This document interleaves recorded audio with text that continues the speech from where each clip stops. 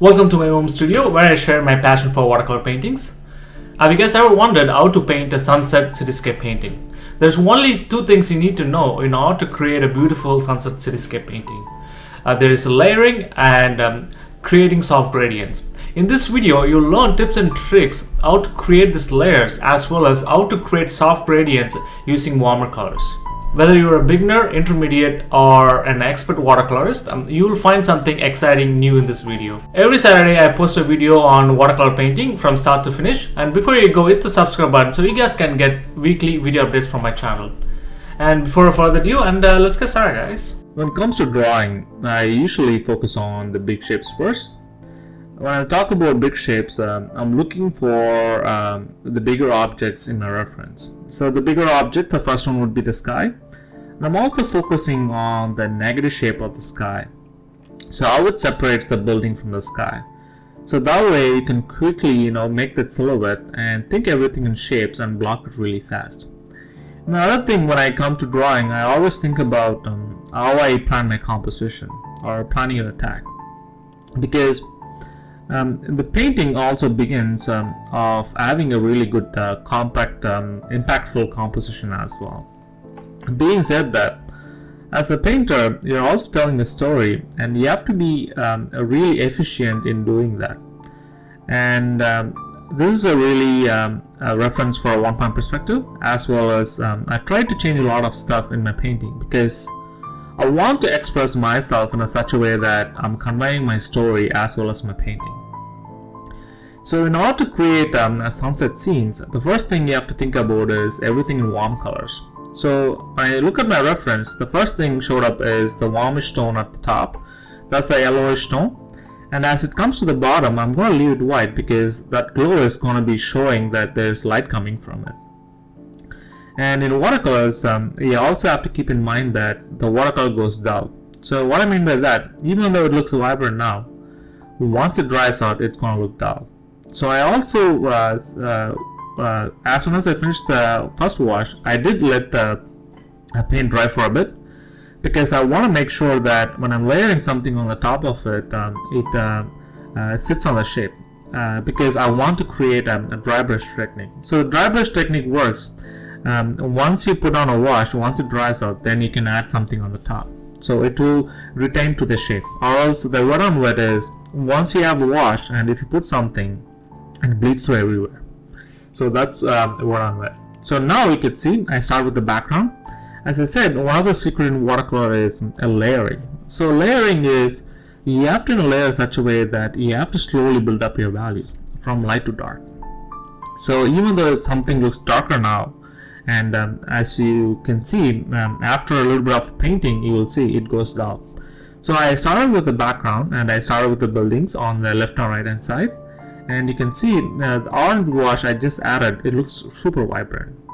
But I've been doing watercolors for a long time. I know that it's going to go dull, but I'll go with it and I'll keep perceiving it. I know that it's going to go dull and I'll layer my value. And as a beginner, it's also a good thing to think about that when you paint something, not to be bogged down on details and not to be close to your reference. You don't have to paint exactly as it is in your reference. You can change a lot in your painting, and that also helps you to paint freely without thinking about anything. And sometimes watercolor can be frustrating because it goes everywhere, and let the medium be. Don't try to control it. And when you do the first wash, you can also think everything in adding reflections or painting the light. So whenever I do a first wash, that's all I think about. Even the foreground building I just painted, I just added the reflections, the orange glow, which is in the front of that building, and I slowly bring it all the way in the foreground. So now once it dries out, I can layer it on top. So it's the same thing I'm going to be doing on the left hand side. I'm doing the building, even though the building on the reference, it didn't come a little bit in the front, but I just added it because I don't want to create that little bit of impactful composition.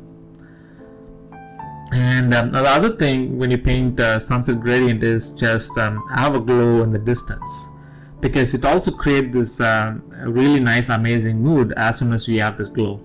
So whenever I do it, the easiest way to do it is just leave the white paper as it is in the distance, but as it comes to the foreground it gets darker and darker. And that's another way of creating depth and distance as well.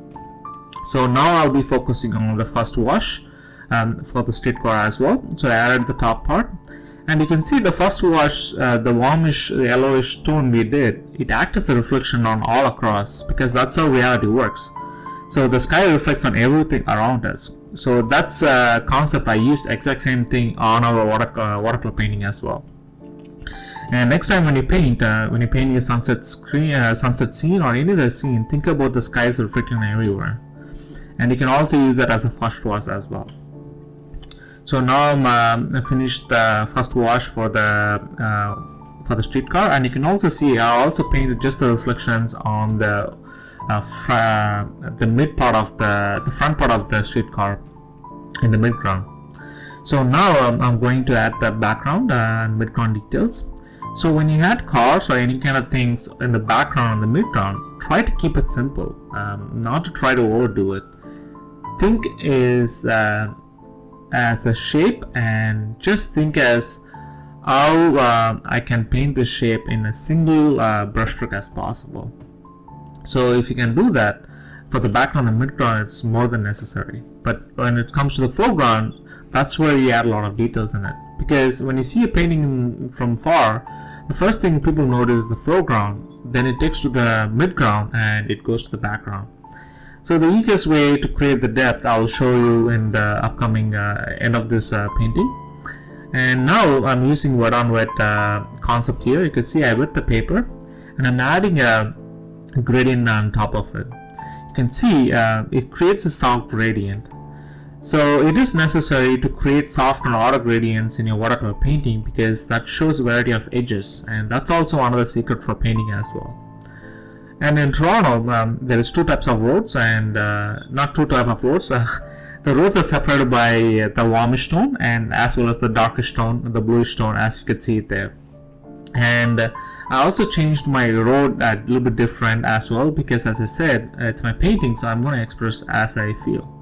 So that's another thing you also have to keep in mind. Even if you follow this tutorial and paint this, try to express the way you want it.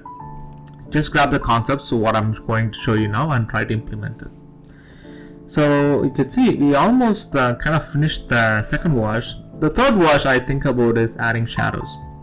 So the first wash and second wash I think about adding light.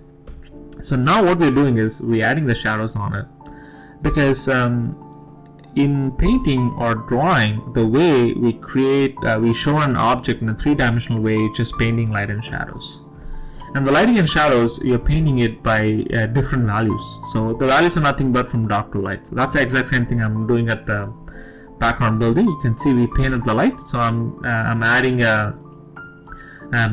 shadows at the background building. Because whenever there's an upright plane against the light, and there's a light which reflects on it, and there's a darker side behind it. So think this building, what I'm painting, is a cube or rectangle.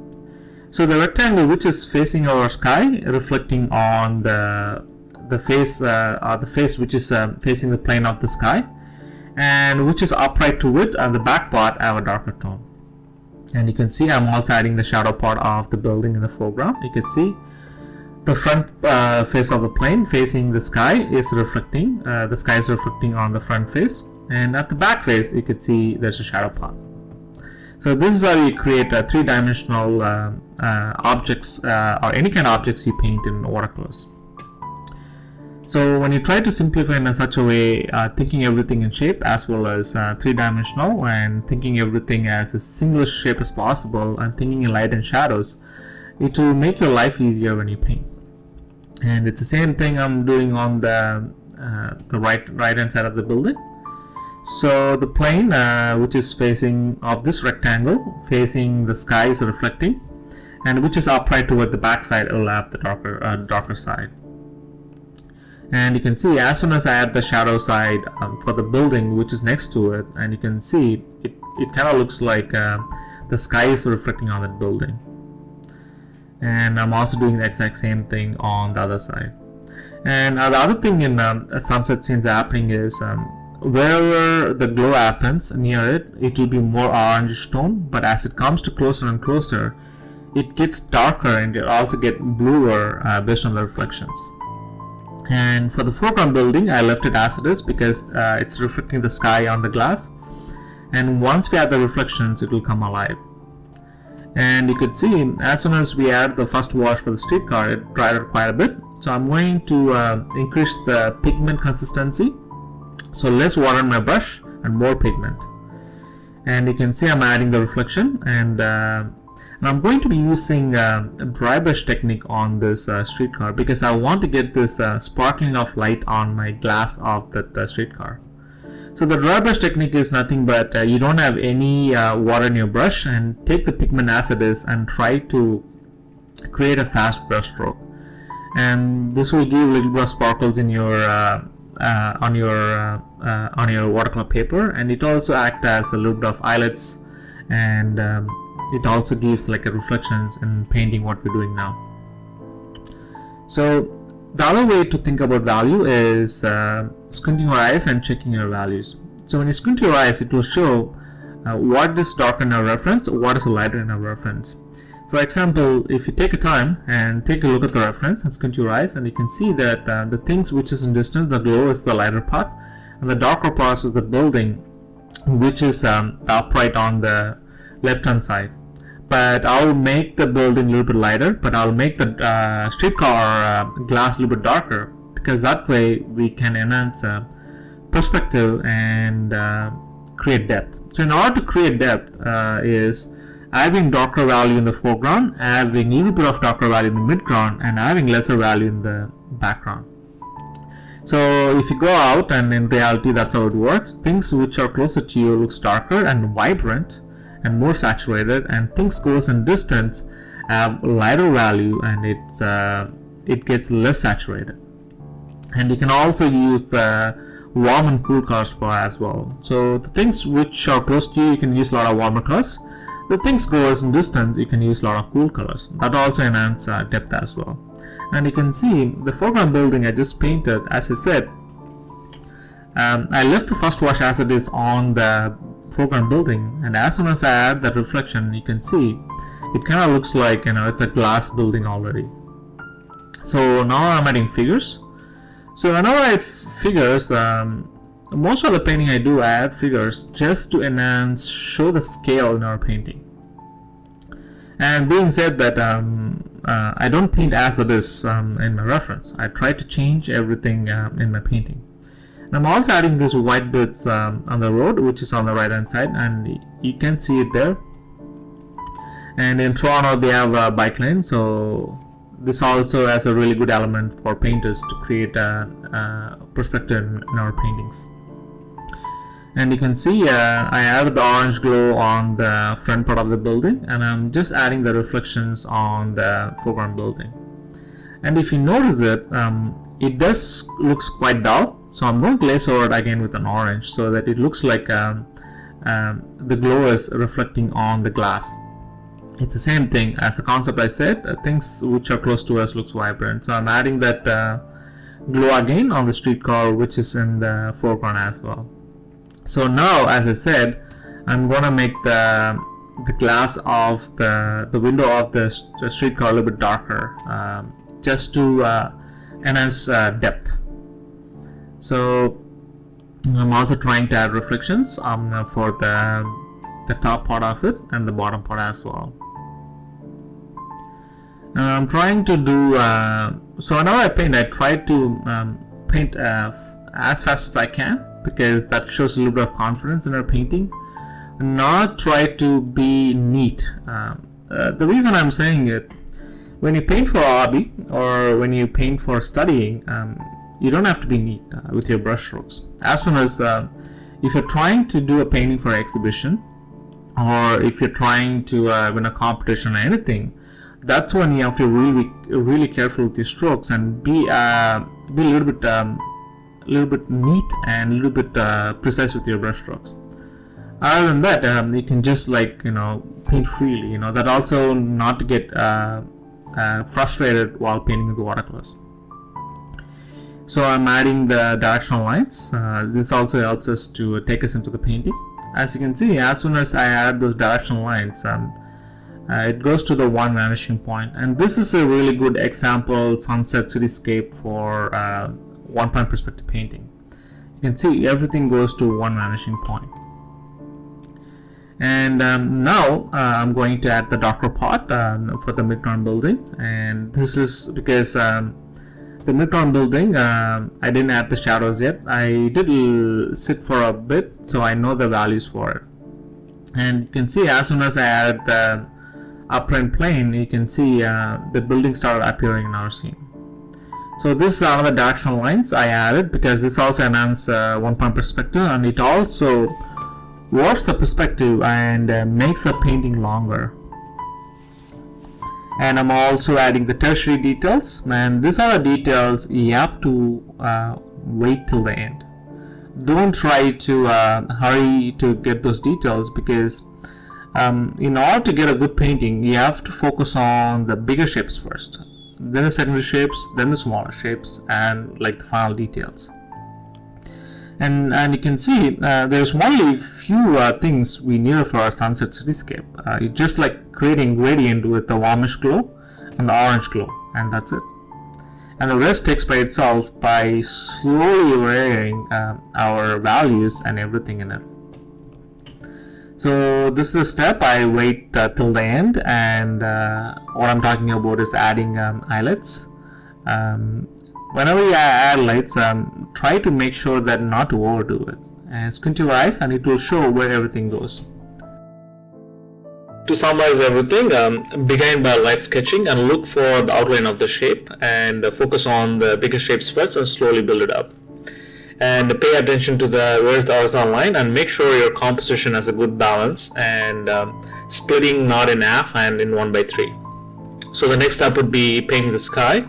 So start painting the sky, which is really a key element, and think about how it's reflecting on the buildings all across. So use a lot of warm set colors like yellows, orange, pinks and purples, and make sure to use wet on wet.